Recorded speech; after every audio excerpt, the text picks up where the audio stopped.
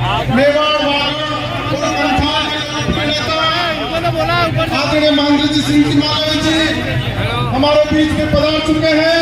उनका जोरदार तालियों से स्वागत करें, अभिनंदन करें। मंच हेतु में हमारे जिला अध्यक्ष आदरणीय रामचंद्र जी से आग्रह करूं कि आज के इस कार्यक्रम की अध्यक्षता करें। हमारे बीच में गढ़ी के विधायक तेलाजी मीणा जी से मैं आग्रह करूं कि वो आज के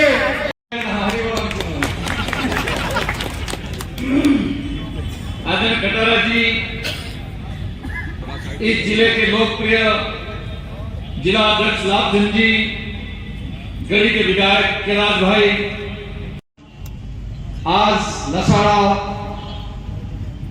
और बेनेश्वर धाम से लगाकर कन्ने से कन्ना मिलाकर इस मीटिंग के स्थल तक कांग्रेस के भी जितने भी भाई बहन सरपंच आए हैं, इनका भी मैं दिल की गहराइयों से बहुत स्वागत और अभिनंदन करता हूं।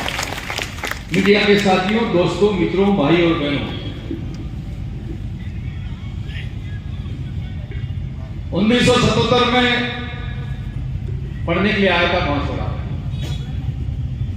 और कटारा जी घर से 10 किलो मक्खी लेके निकला था और रास्ते में मेरे मामे के घर पड़ता था। वहां लकड़ी एक काटी थी सागवान की और लकड़ी कंधे पे थी और मक्खी सर पे थी और पिंडारों में आके उस लकड़ी को मैंने बेचा, 100 रुपया आया। और मलवासा में एक गाड़ी मिली थी, चलती थी राम भरोसे। एक इच्छा तो हुई कि इस राम भरोसा में बैठ जाऊं, 100 रुपया है, लेकिन मन में यह आया कि अगर मैं 100 रुपया में बैठ जाऊंगा तो मेरे पास पिसाई का पैसा नहीं, इसलिए मैं बैठा नहीं। रात की 9 बजे आया और सीधा गया राती तलाई विश्व हिंदू परिषद में और वहां जाके रात की 9 बजे मैंने खाना खाया और बेरूलाल जी भारद्वाज जी और मनकुल जी अभी यही हैं, इन्होंने मेरे को एडमिशन दिया 9th क्लास में। शाखा के अंदर भी गया, विद्यार्थी परिषद का काम भी किया और 9वीं 10वीं और 11वीं तक मैं रह के पढ़ाई की मैंने। और सिटी हायर सेकेंडरी स्कूल में चुनाव हुए, विद्यार्थी परिषद की तरफ से मैं चुनाव लड़ा और सिटी हायर सेकेंडरी स्कूल का प्रेसिडेंट बना। और अब वो तो मोबाइल आ गया और अलग से पोस्टर लगने लगे। उस वक्त तो दीवारें रंगते थे, दीवारों से बच्चों को दे दिया गया दीवार रंगो, महेंद्र मालवीय को जिताना, महेंद्र मालवीय को जिताना।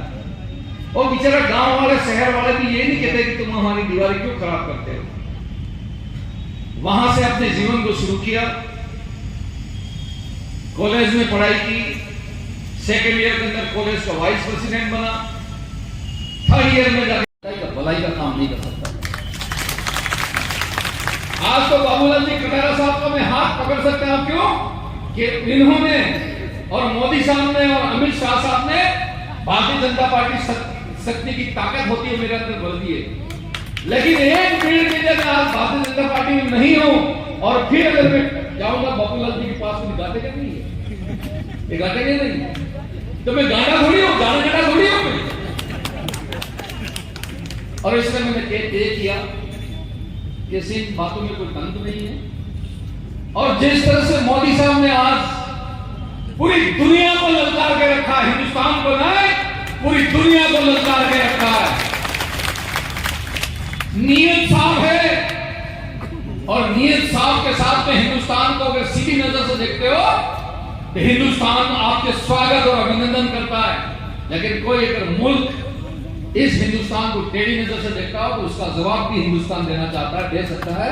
इतनी ताकत अगर किसी ने खड़ी की है तो नरेंद्र मोदी जी ने। आज रामलला का मंदिर बन गया, उस रामलला का मंदिर तो बन गया, लेकिन इस मंदिर के ताले किसने खोले थे? राजीव गांधी जी ने। और जब राजीव गांधी जी ने ताले खोले थे तो कांग्रेस का दिमाग था कि उनके दिमाग में घुसा था। वो सीधे कहते कि मंदिर बन गया है भाइयों, ये पूरा देश कई धर्मों का और कई जातियों का देश है, जिसके मर्जी पड़े वो मंदिर में दर्शन करने जा सकता है। आप सबको छूट है, ये बात कहनी चाहिए थी। ये कह रहे हैं कि नहीं, हम तो मंदिर में तो नहीं जाएंगे। अभी ठीक कहा हमारी चीजें। आदिवासी सुबह उठता है मेरे भाई और बातों में मिलता है तो कहता है राम राम। दिन में समुद्र में दीवार के दाड़े का आपको दारो पैरों नहीं है, ने आपको दारो एक गिरदगी पेरे गिरदगी खाना वाले ने राम राम राम राम राम करे और मोटू होगा ये पर राम नहीं मरता। वहां कह रहे कि राम को मत मानो। कोई कहता है कि तो काल्पनिक है। अरे भाई काल्पनिक की बात पे छोड़ो। मैं मारा गणक भाई आदिवासी बेटा है, काम में अगर काकरो पानो मोटो ने वडला ने सोवे के એને ભગવાન માનીને હિન્દુ છોકરે ને કલી છોકરે ने भगवान माने आदिवासी। जबकि यहाँ तो मां त्रिपुरा सुंदरी है, बेनेश्वर का धाम है, शहीदों की भूमि मानकर है, गोटियाबा पांडवों की धरती है। वहां भगवान को नहीं माने, कहां संभव है। और इसलिए मैंने कहा कि भाई आप मत मानो, महेंद्र मालवीय का आपको बाय बाय करता है।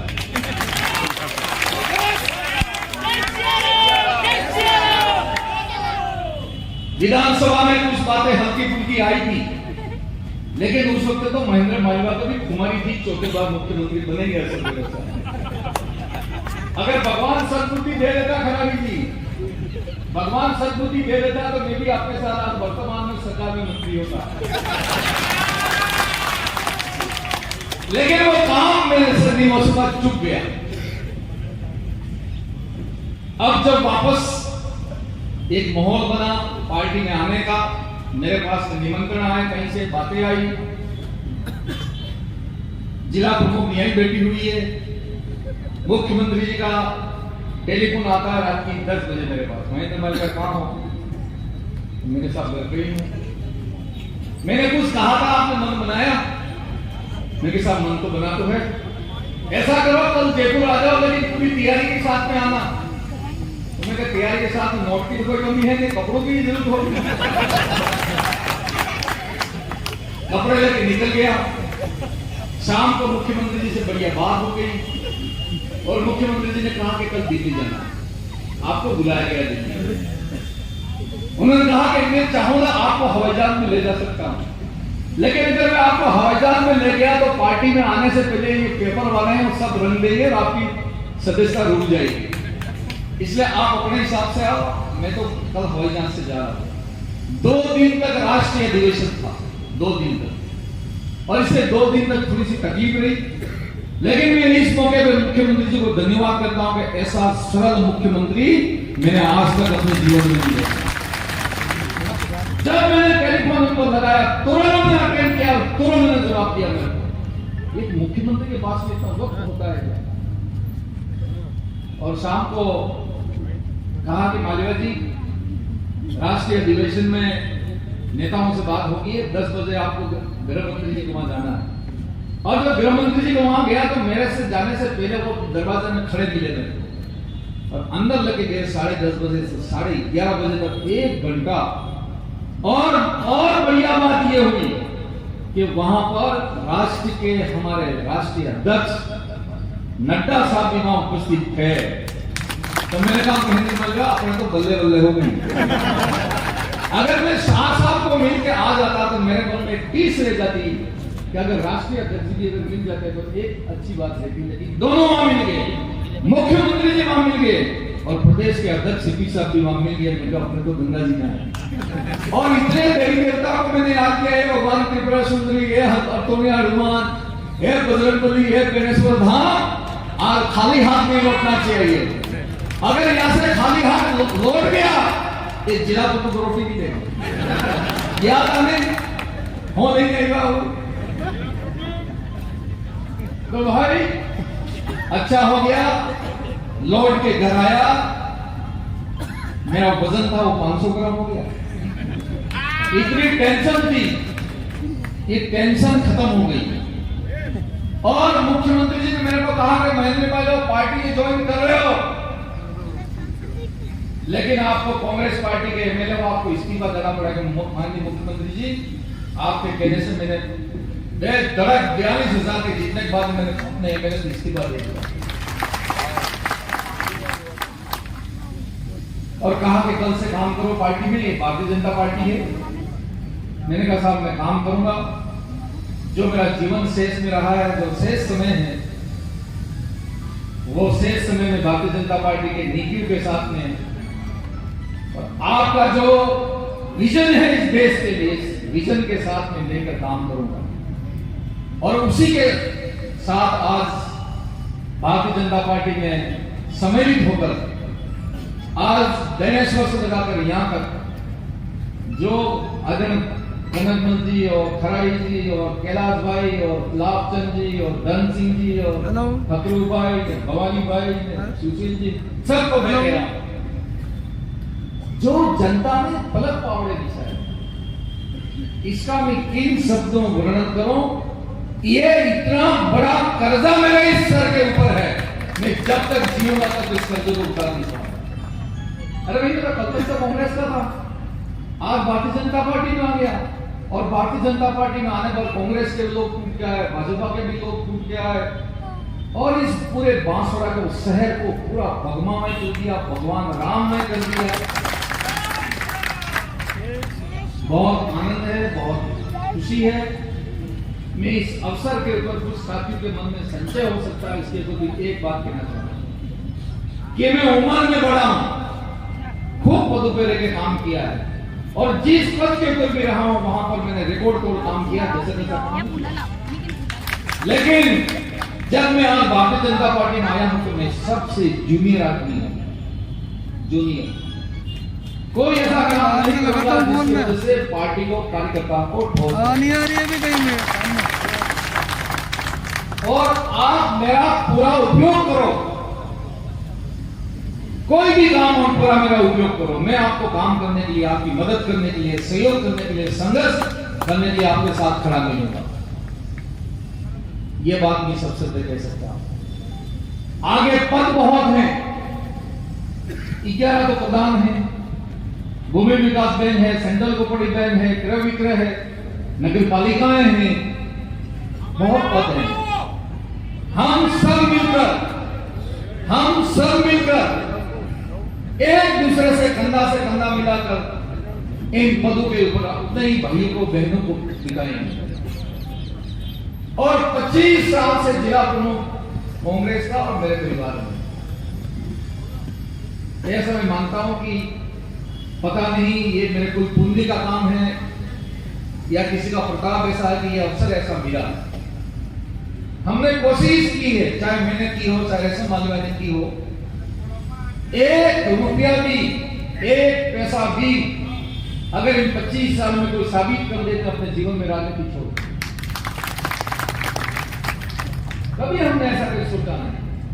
सेवा ही धर्म है, सेवा ही कर्म है, यही मान के हमने काम किया और सफलता मिली है। आज जब 2 शक्तियां मिल गई एक साथ, तो अगला जिला प्रमुख भी भारतीय जनता पार्टी का बैठेगा, इसको कोई नहीं रोक पाएगा, कोई नहीं रोक पाएगा। यही भी इस अवसर पे कहना चाहता हूं। मुख्यमंत्री जी से हमने निवेदन किया, लेकिन वो अकेले ने भी नहीं किया है।